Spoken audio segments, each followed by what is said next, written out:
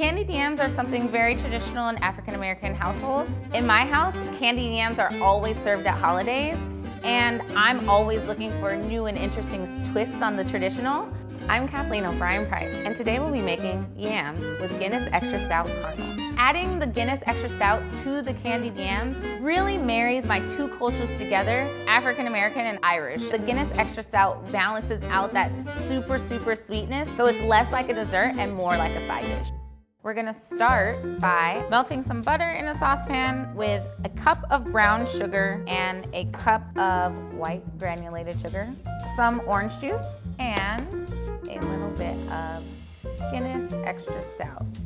You're gonna have a little left over, perfect for drinking while you're cooking. So we're just gonna let that sit and reduce down until it becomes a caramel. You can cut your yams any way you want, but just make sure that they're equal distance. So the way I'm gonna do this is kind of just zigzag my knife so they kind of resemble little jewels.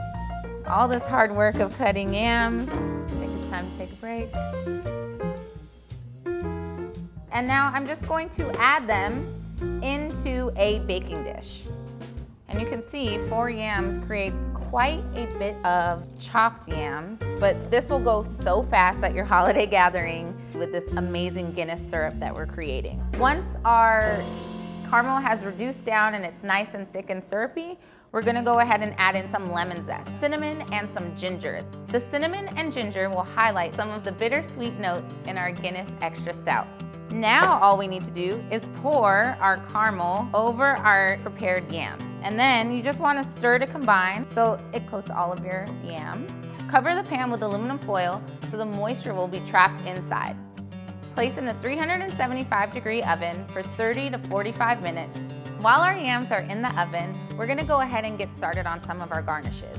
Chop some parsley, pecans, and slice some fresh cranberries. I always think the best size to chop parsley is thinking about the size that you would want to have stuck in your teeth. Now our candied yams have been cooking in the oven for about 35 minutes, so I'm going to check on them. Look at this, it looks so good. So you want to make sure your yams are fork tender. Now all we have left to do is plate this up. So this may not be your typical candied yams that you're used to, but with the Guinness Extra Stout, it's gonna be a really well-balanced and not one-noted cloyingly sweet candied yam.